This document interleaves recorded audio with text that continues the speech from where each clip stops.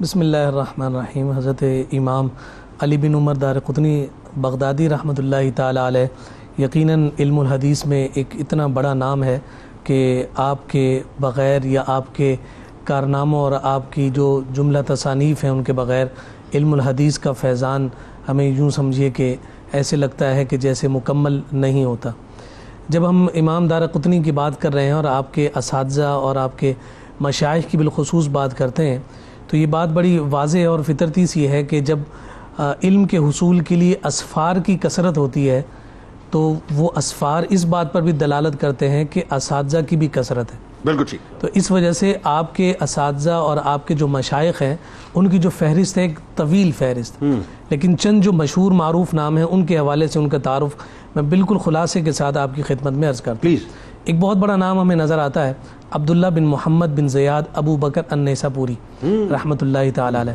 ان کے بارے میں امام دارقطنی خود کہتے ہیں کہ میں نے اپنے مشائخ میں ایسا حافظہ کسی کا نہیں دیکھا، سبحان اللہ۔ اور ساتھ کہتے ہیں کہ اسانید اور متون حدیث جتنی میرے استاذ ابو بکر نیسابوری کو یاد تھیں ویسی اسانید اور متون کسی کو یاد نہیں تھیں۔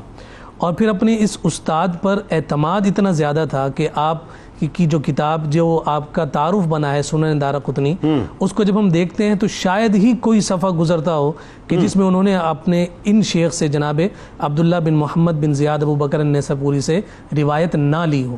تو یہ آپ کا اپنے شیخ کے ساتھ اس قدر زیادہ اعتماد کا تعلق اور رشتہ ہمیں نظر آتا ہے۔ پھر اس کے بعد ایک دوسرا نام ہمیں نظر آتا ہے امام احمد بن منیع ابو القاسم بغوی، جو عام طور پہ امام بغوی کے نام سے معروف اور مشہور ہیں۔ یہ ثقات جو محدثین ہیں ان میں آپ کا شمار ہوتا ہے، اور ان کا مقام اور مرتبہ سمجھنے کے لیے اتنا ہی کافی ہے کہ انہیں امام احمد اور علی بن مدینی السعدی رحمۃ اللہ تعالی علیہ جیسے عظیم شیوخ سے حدیث کی سماعت کا شرف حاصل ہے۔ سبحان اللہ۔ اگر یوں دیکھ لیجئے تو علی بن مدینی جو ہیں وہ حضرت امام دارقطنی کے دادا استاد، بالکل ٹھیک، دادا استاد بنتے ہیں۔ تو اس سے اندازہ لگائیے کہ ابو القاسم بغوی کا علم حدیث میں کتنا بڑا مقام اور مرتبہ ہے، اور امام دارقطنی خود انہیں ثقہ کہتے ہیں، امام من الائمہ کہتے ہوئے ہمیں نظر آتے ہیں۔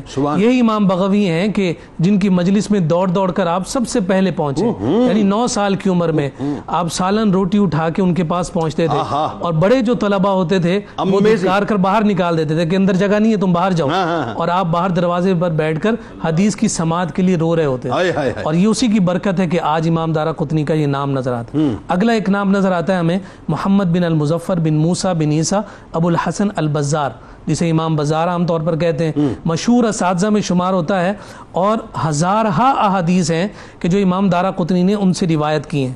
اور محمد بن عمر القادی کہتے ہیں کہ امام دارقطنی ان کا اس قدر احترام کرتے تھے کہ میں نے کبھی نہیں دیکھا کہ انہوں نے اپنے ان استاد کے سامنے ٹیک لگا کر بھی بیٹھے ہوں، یعنی 2 زانو ہمیشہ ان کے سامنے بیٹھتے تھے۔ اس قدر اپنے شیخ کا استاد کا احترام ہے اور ادب ہے۔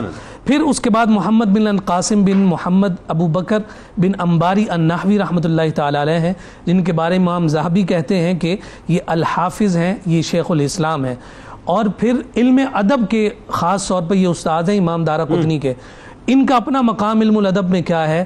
فرمایا کہ 3 لاکھ اشعار ان کو حفظ تھے۔ 3 لاکھ اشعار؟ جی 3 لاکھ اشعار ان کو حفظ تھے۔ اور محمد بن جعفر نحوی کہتے ہیں کہ میں نے ان سے پوچھا کہ آپ کا اتنا حافظہ ہے؟ تو اس کے جواب میں محمد بن القاسم بن محمد ابو بکر بن انباری النحوی کہتے ہیں کہ یہ جو سامنے تمہیں 13 صندوق نظر آ رہے ہیں، ان میں جتنی کتابیں ہیں یہ ساری میرے سینے میں محفوظ ہیں۔ اللہ اکبر۔ استاذ کا ایسا حافظہ ہو تو پھر دارقطنی کا کیا مقام اور مرتبہ۔ اللہ اکبر۔ اور پھر اس استاد کا نام تو انتہائی ضروری ہے کہ جو سب سے پہلے استاد امام دارقطنی کے ہوئے جو ان کے استاد ہیں، یعنی سپر ڈوپر کمپیوٹر تھے اس زمانے میں۔ جی ہاں بالکل۔ اور پھر وہ جو سب سے پہلے استاد ہیں وہ امام دارقطنی کے والد بزرگوار ہیں۔ جب ہم جماعت محدثین میں دیکھتے ہیں تو ہمیں ایک چیز نظر آتی ہے کہ وہ افراد بڑے قلیل ہیں کہ جن کے والد بھی محدث ہوں۔ تو ان میں ایک شخصیت یہ ہے کہ جن کے والد بھی محدث ہیں، حضرت عمر بن احمد بن مہدی، اور یہ آپ کے والد ہیں اور محدثین میں آپ کا شمار ہوتا ہے۔ آخری بات یہاں اساتذہ اور شیوخ کی کثرت کے حوالے سے سنن میں 225 اساتذہ سے آپ نے روایات لی ہیں۔ اچھا اب جب تلامذہ کی ہم بات کرتے ہیں تو 1-2 صرف نام میں ذکر کر دوں۔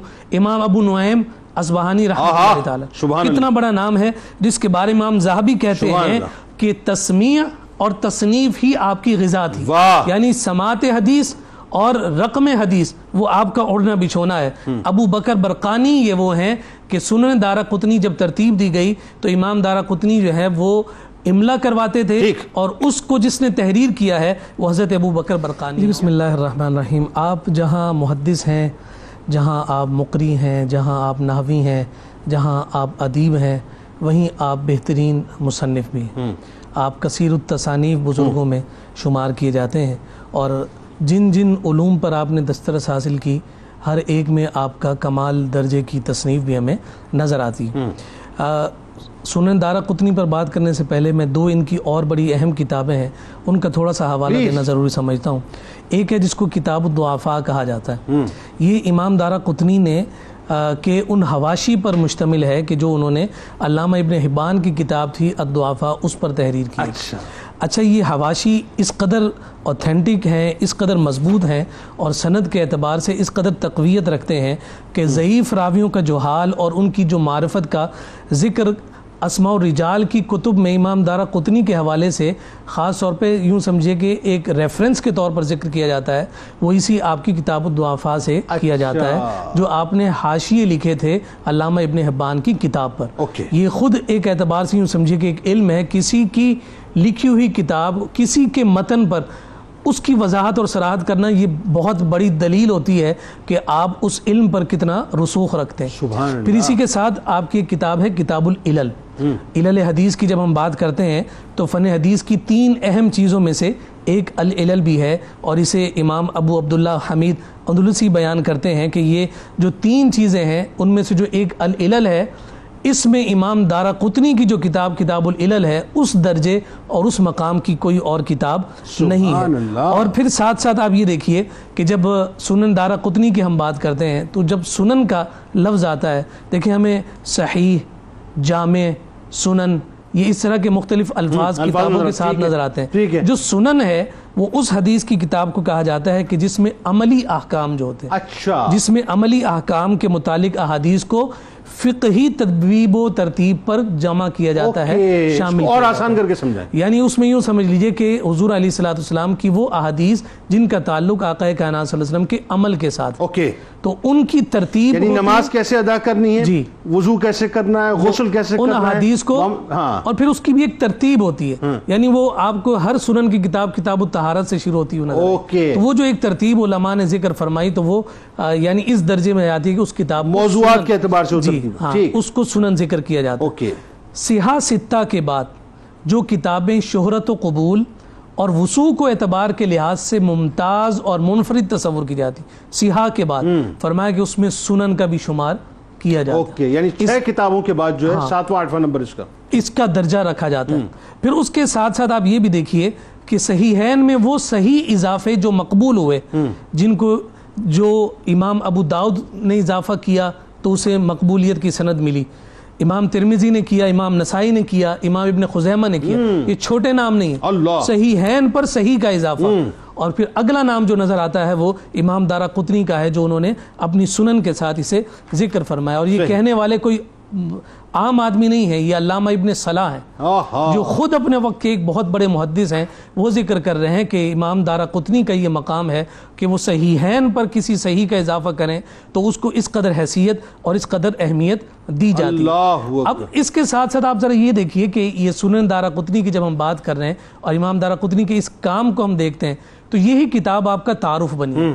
बाकी किताबें उस तरह से मारूफ नहीं हुई, उस तरह से मशहूर नहीं हुई, लेकिन ये जो किताब का अमल था इस अहादीस के जमा करने का और सुनन को जो तरतीब देने का ये जो सिलसिला, यही इनका तारुफ बना। और आज भी जहाँ कहीं इमाम दाराकुतनी की बात आती है तो फौरन तज़किरा होता है वो सुनन वाले इमाम दाराकुतनी, तो कहा जाता है कि हाँ वही